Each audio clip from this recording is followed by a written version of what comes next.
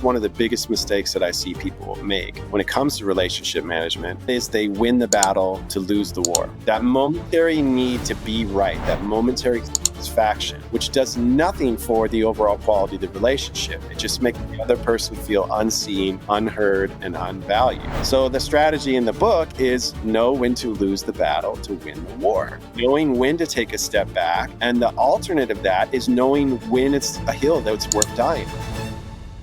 Hello, friends. Welcome to the Achieve Your Goals podcast. I am your host, Hal Elrod. And if you want to know the one thing that you can do to improve your health, your happiness, relationships, energy, productivity, and a lot more, the next few minutes could literally change your life. Now, what is that one thing? I'll tell you right away. It is improving your emotional intelligence. And my guest today is Dr. Travis Bradberry. He is a dual PhD holding expert, not a lot of those, in clinical and industrial psychology, and he's the award-winning best-selling author of The New Emotional Intelligence. His books have sold over 5 million copies, and Dr. Bradberry is a leading authority on this topic with over 2.5 million followers on LinkedIn alone.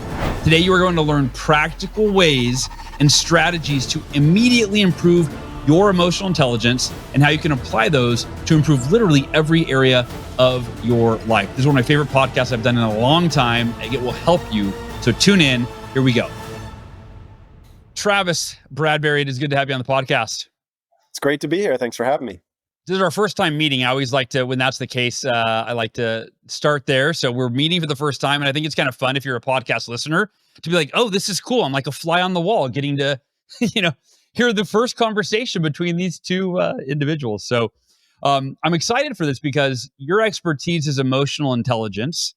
To me, it's one of the most important topics for every human being to become proficient in. And it's the one that is by default, we're often left to the emotional examples set forth by our parents or the beliefs or the habits, so on and so forth.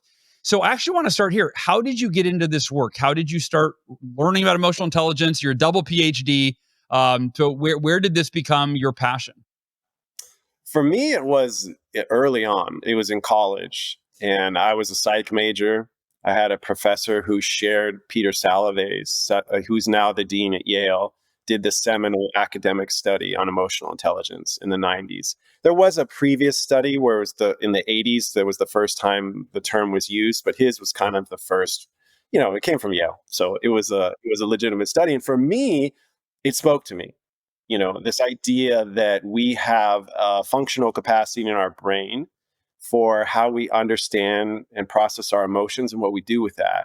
And that really spoke to me. That was powerful. I said, wow, I need this. So I'm going to look into this. And as I started grad school, it became, how can I teach this to other people? What kind of research can I do to add to the field? And it was just sort of off to the races from there.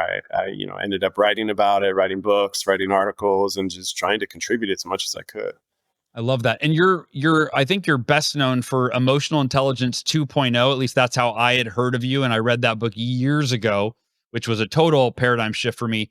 The new book's coming out, or it's out now, The New Emotional Intelligence. Bridge that gap. What is the difference between those two books? Well, the previous book is, it's a privilege to have, to be an author and have an evergreen book like that. That's 16 years old and is still a bestseller. And that's a great thing. Don't get me wrong. The only downside of it is that's thinking that's 16 years old. Yeah, totally. And it was high time for me to put the next book out, to put the sequel out. And that's why I wrote The New Emotional Intelligence. So there's a lot of new discoveries in psychology and neuroscience that are relevant to EQ. And, for me, it's been a lot of years of accumulating strategies and new ways to approach this that really work. And for me, it just got to the point where I was kicking myself that I didn't have another book out, that I didn't share this information with the world. So it was really nice to finally put it together. Well, I can totally relate. So the Miracle Morning updated and expanded edition, I came out with 11 years after the original, a couple of years ago. And same thing, like when you write something, you're like, I have learned so much in the last, for you, 16 years. Like there's so much new information, new stories, new strategies, so on and so forth. So I resonate with that. One of the things I've heard you say is that our brains are hardwired to give emotions the upper hand. I'd love for you to unpack that though. How does that work and what can we do about that? Well, our brains are structured so that everything you experience in the world around you, every sensation that enters your body through any channel, goes to the base of your brain. And the first place, or one of the first places it travels to, is the limbic system. It's kind of in the middle of your brain, and this is where emotions are generated. This ensures you have an emotional reaction to events first. That's before the signals travel all the way to the front of your brain, up in behind your forehead there. And that's where you're able to think rationally about what you're feeling and what you're experiencing. This makes emotions the primary driver of our behavior. We have more than 400 emotional experiences every single day.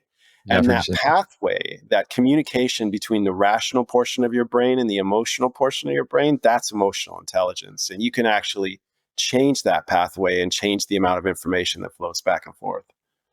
I remember that brings up for me, I think it was Viktor Frankl, I believe, that said, and I could be wrong, I think it was Viktor Frankl that said, between stimulus and response is our ability to choose, right? Yes.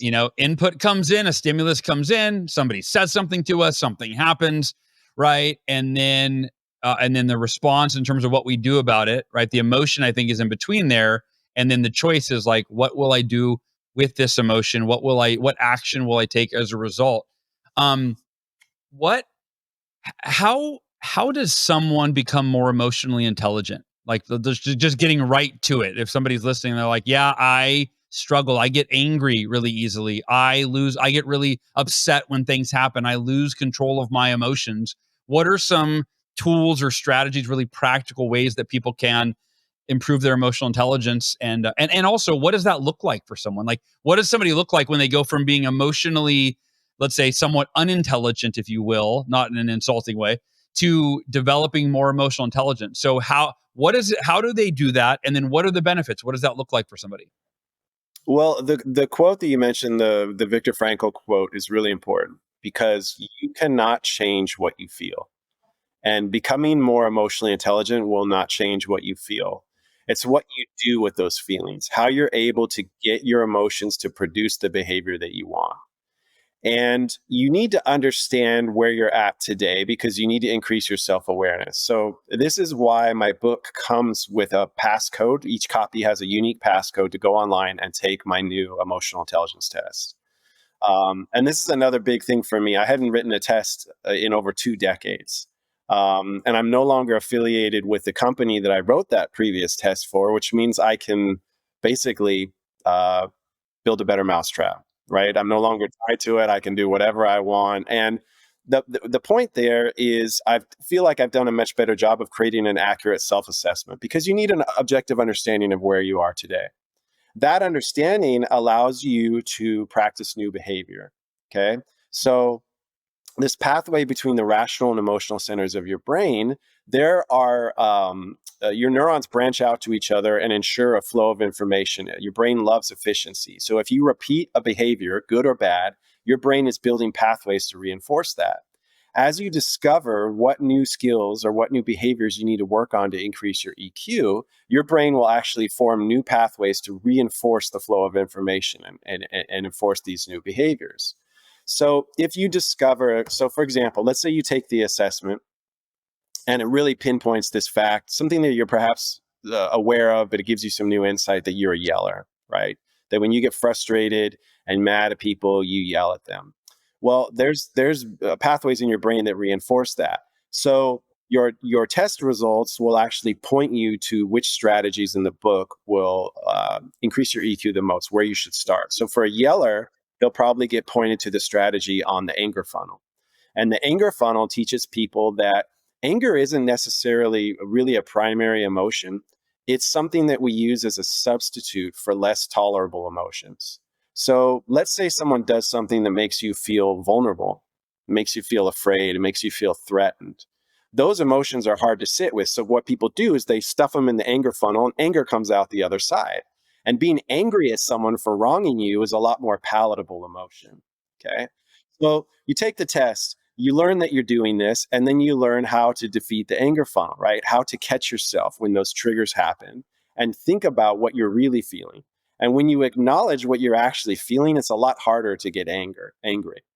And so what you find is that at first you're kind of biting your tongue a little bit. You're feeling angry, you're stepping back, you're very conscious of it.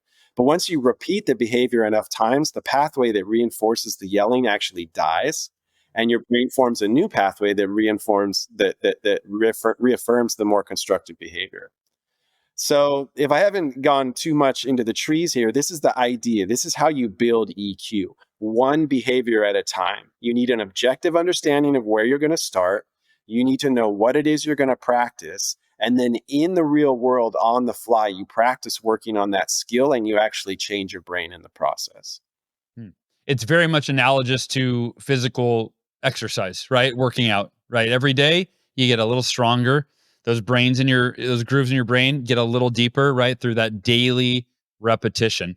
Where does happiness play in emotional intelligence? For me, I started practicing emotional intelligence without knowing that's what it was called when I was, I'd say 19 years old. A mentor introduced me to like positive thinking and being at peace with the things you can't change. And it was more like he was introducing me to these tools that enhance my emotional intelligence without me actually even, I would have never known that those two words together, emotional intelligence. But I was doing things where I'm like, oh, no matter what happens, I can be at peace with it. Right.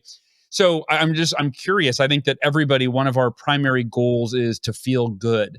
Right. I just want to be happy. I don't want to be so stressed. I don't want to worry so much. I just want to feel good. And so from your perspective, how does emotional intelligence play into our emotional well-being, if you will? Yeah, that's a great question. And all these years, first time I've ever been asked that question. Oh, wow. That just came up for me. Yeah. And there's two ways that emotional intelligence impacts happiness. One is outcome driven. So when you get along with your spouse or your partner, your sister, brother, your parents, you are a lot happier. And emotional intelligence gives you the skill set and the tools to manage your relationships more effectively, manage your behavior more effectively. It helps you to manage your time, to be more productive, procrastinate less. So there's a lot of outcomes that when you become a master of your emotions and you're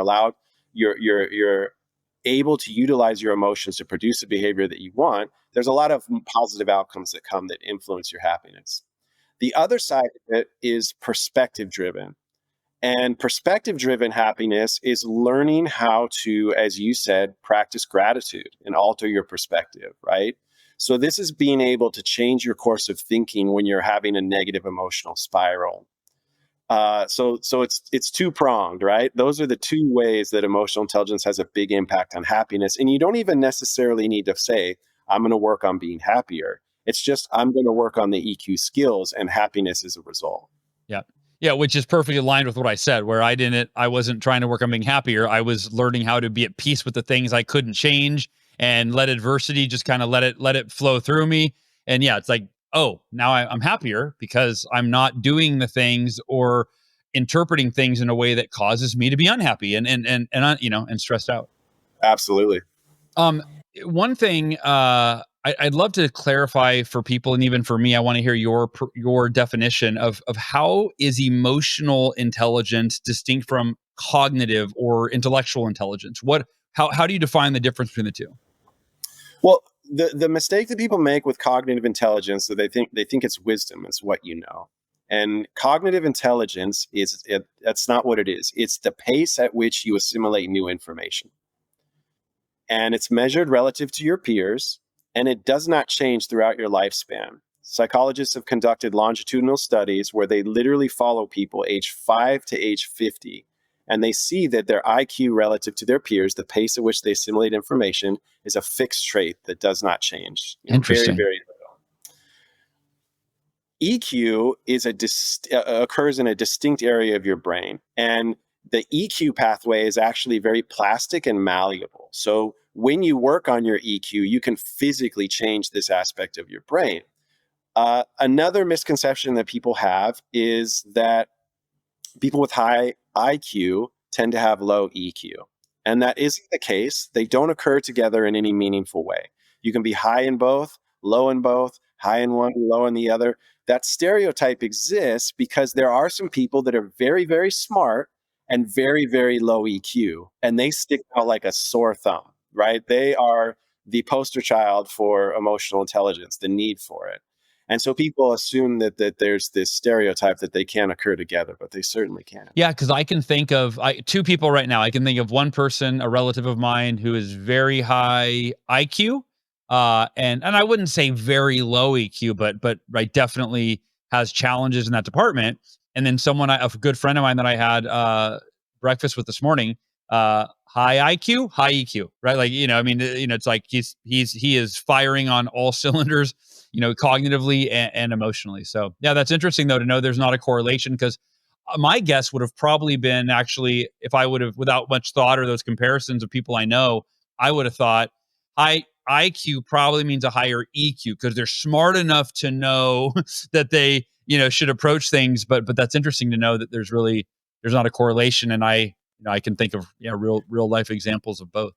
Well, and some high IQ folks are really stubborn about it. They just think they can get everywhere with their IQ, and they refuse to work with their EQ until they're forced to.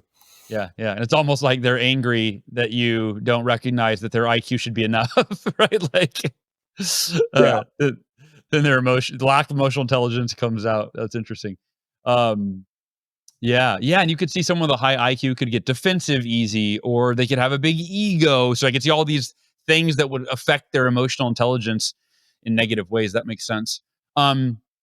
One thing I heard you say in an interview is that emotional intelligence is the antidote to stress. How so? How unpack that? Well, stress is an emotional response, and it is emotions are the primary driver of our behavior. We don't get out of bed in the morning with some level of stress and anxiety. It's the motivation to act. The problem is that when stress is too severe or too prolonged, we move out of so stress actually moves you into a kind of a flow state, a moderate amount of stress, optimal performance, motivation to act. And as it becomes too severe or too prolonged, it actually works against you, and you kind of go into meltdown mode.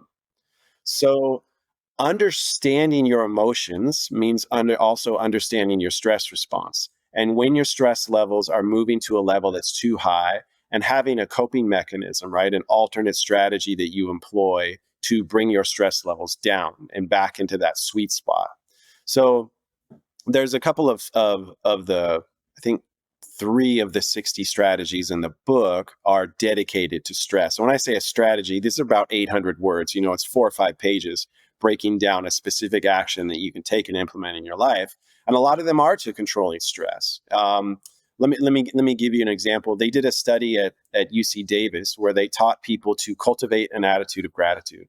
And it was a very simple intervention where at regular intervals throughout the day, the experimental group would have a calendar reminder that would go off. And their instruction was, when it went off, they were to pause and think of something they were grateful for. The control group had the calendar reminder would go off, and they were instructed to basically do nothing, just pause.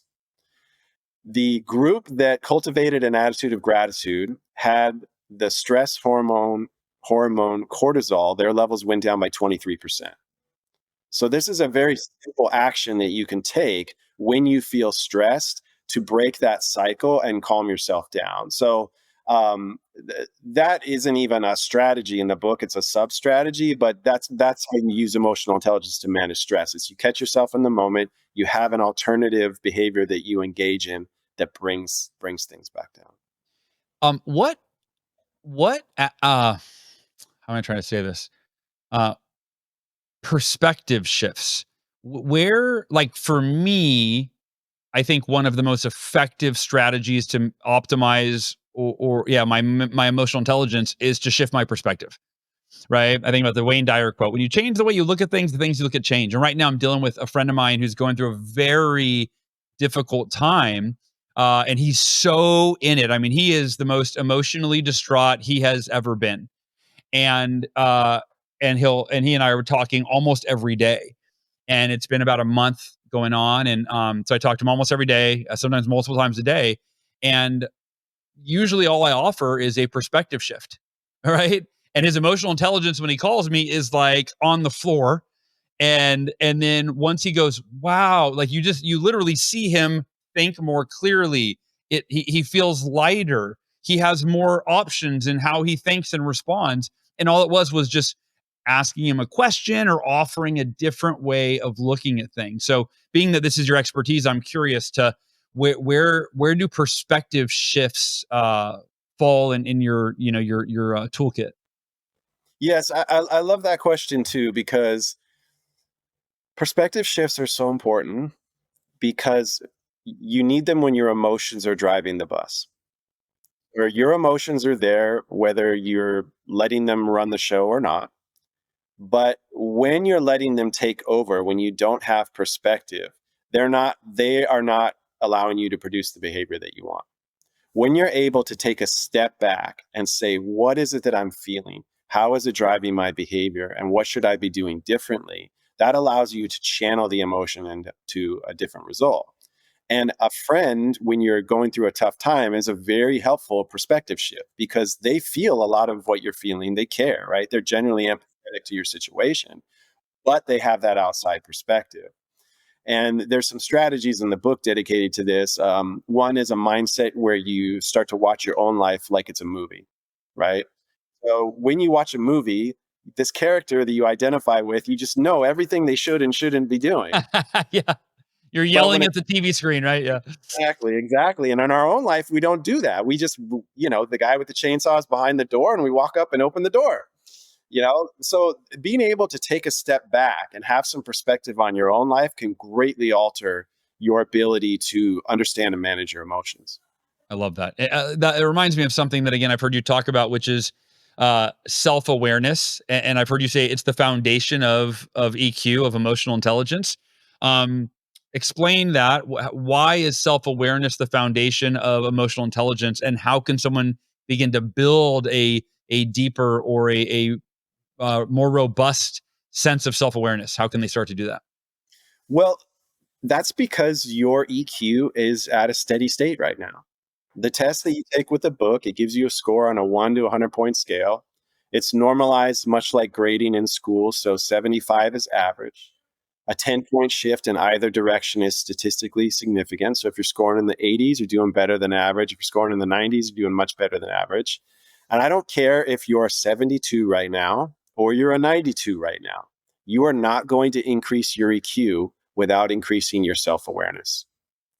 You're not going to increase it without understanding what's holding you back right now, what you should be doing differently. You need that perspective shift on your own behavior. The pathway is the same, whether this is something you're naturally more gifted at or whether this is something that you really, really struggle with relative to the general population.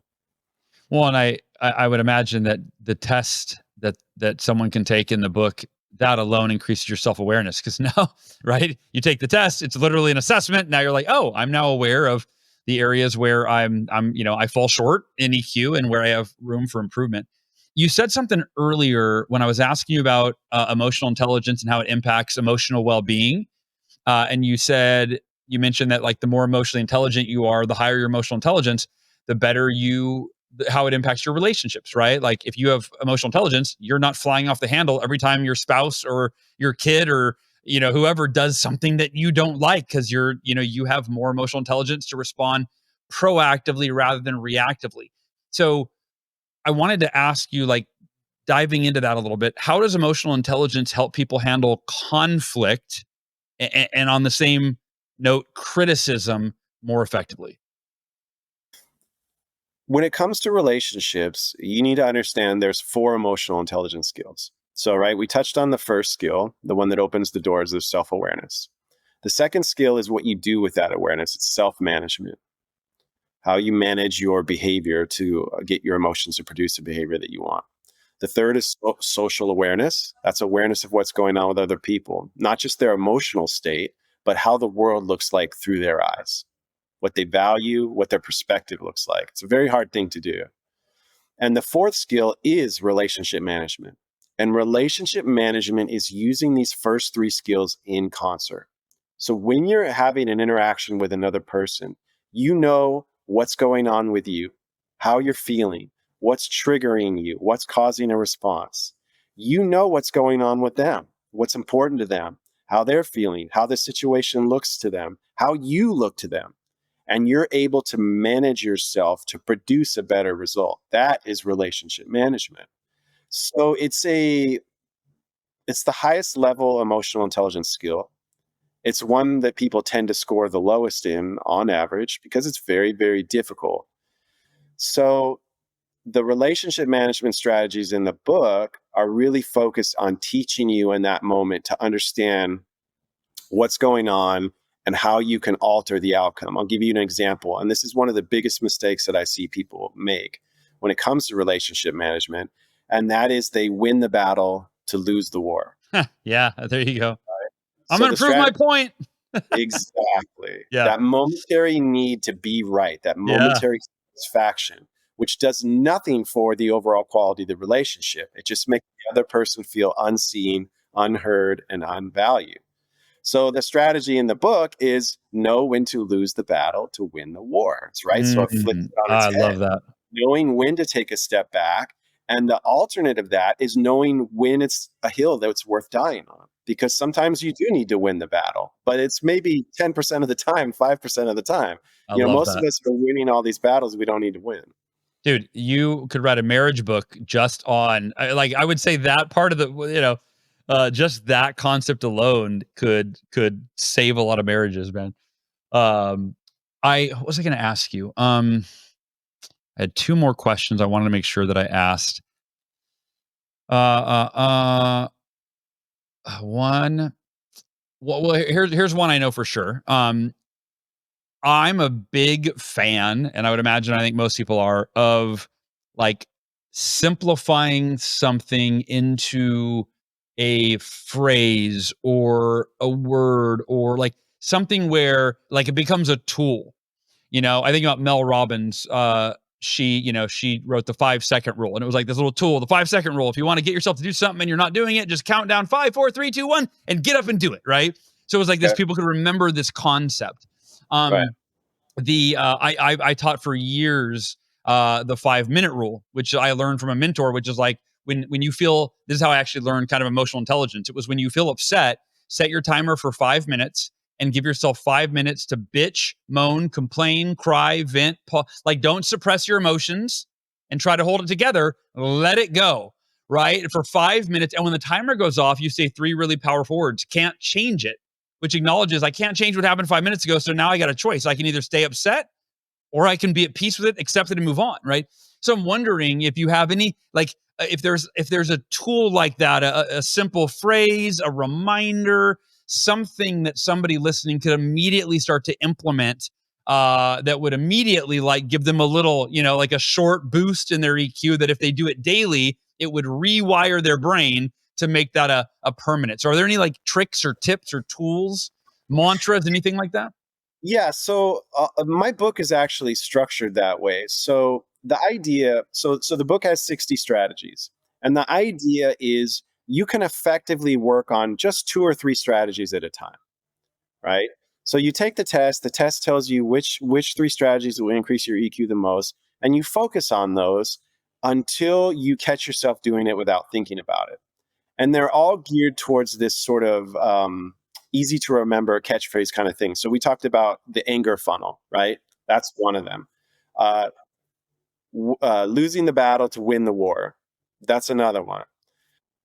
Another one is a self-awareness strategy, and it's one of my favorites, and it's called play You Spot It, You Got It. And the idea with You Spot It, You Got It is that people do annoying stuff all day long, but there's only certain things that get our goat and really rub us the wrong way. And that's because these actions reveal something about ourselves that we are not comfortable with. So perhaps it's someone that's struggling with confidence. And I know that I struggle with confidence. Watching them do that really rubs me the wrong way. It could also be someone doing something that I'm not necessarily aware of that I need to work on. So I need to understand why it rubs me the wrong way. So what I try to do in the book is give people, like you said, it's kind of a mantra. So if it tells you you need to play the You Spot It, You Got It game, okay, now that's in my brain.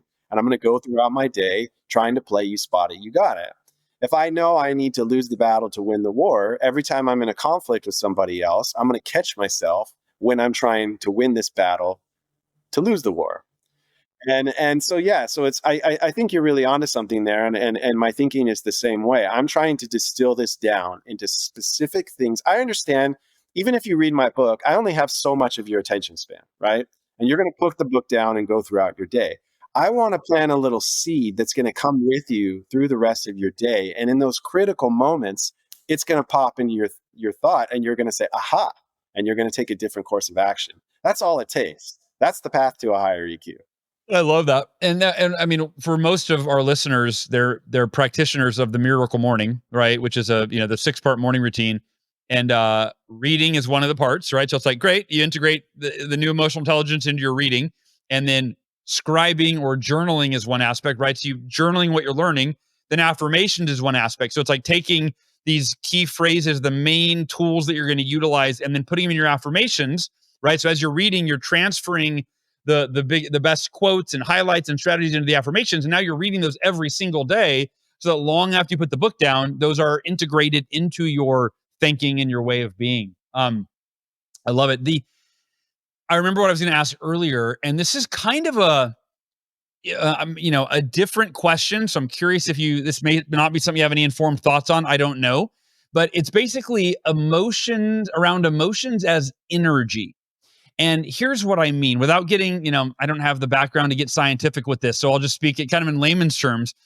But in fact, I was reading a book recently, and it was talking about that emotions like love and peace and joy, right? Those are energy giving emotions. When you feel love, right, you feel up. When you feel joy, you feel up. Whereas sadness, fear, anger, those are energy draining emotions. And so the idea is, if we want to be at our best, physically, mentally, emotionally, you name it, we have to manage our emotional state. So an underlying answer to this question is like, this is why emotional intelligence is so important. We have to manage our emotional state so that we can be in those energy giving emotions as much as possible, because not only do we feel better, we do better.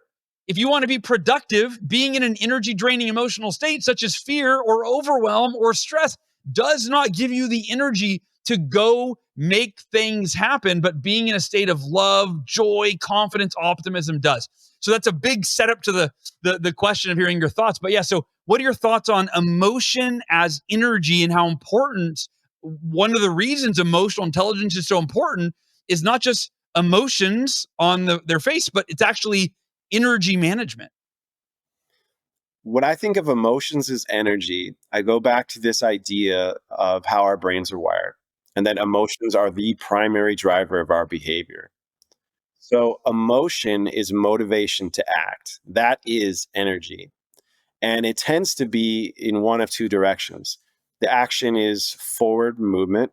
I'm going to go talk to that person. I'm going to go write that paper. I'm going to go yell at that guy. It's forward movement. The other is, it's kind of, a lot of it is sort of fight or flight. I'm going to sit still.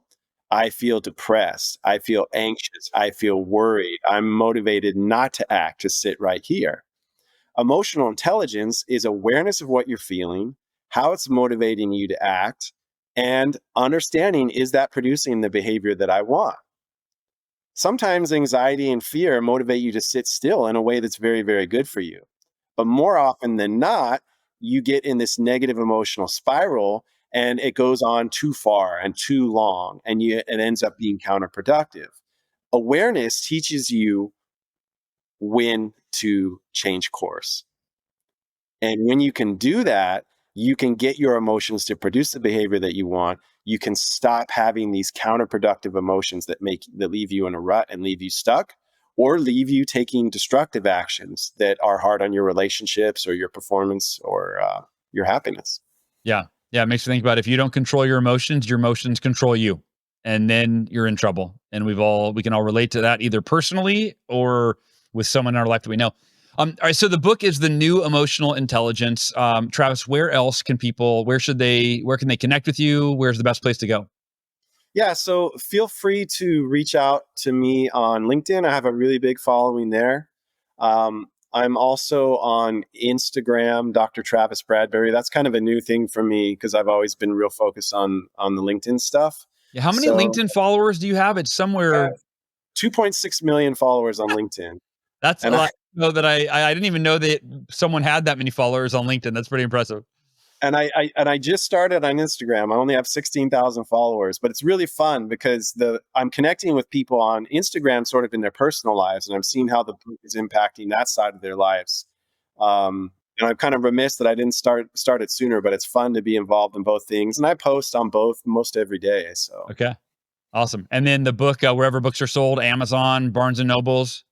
yeah, it's a 50% off on Amazon right now. Finally, I love it. It's so funny that just for readers, authors have no control over the price of their book on Amazon. The list price, yes, but Amazon does whatever they want, whenever they want, and often, we're surprised. Like I'll tell my listeners, I'm like, hey, Amazon's discount, go buy it. Like they're discounting the book today. So that's cool. 50% off. That's a good deal. It is a good deal. They're not making much money on that book. So, and when they were just getting started, or growing more, 15, 20 years ago, every book was 50% off. Now it's kind of a good Now it's find. rare. Cool. Well, Travis, man, you are a wealth of information. I'm a huge fan of your work. Emotional intelligence is one of, if not the most important areas of competency for any human being to invest time, money, and energy into improving, because it affects everything: our happiness, our health, our relationships. I mean, there's not an aspect of our life, our productivity, that's not affected by emotional intelligence. So thank you for being on the podcast, brother. And thank you for the work that you do. Thanks for having me. I enjoyed our conversation. All right, goal achievers. The book is The New Emotional Intelligence by Dr. Travis Bradberry. Go grab a copy. Follow him on LinkedIn. Join the 2.6 million followers on LinkedIn, or help him out on Instagram. He's just getting started with 16,000 followers. So love you all. Talk to you next week.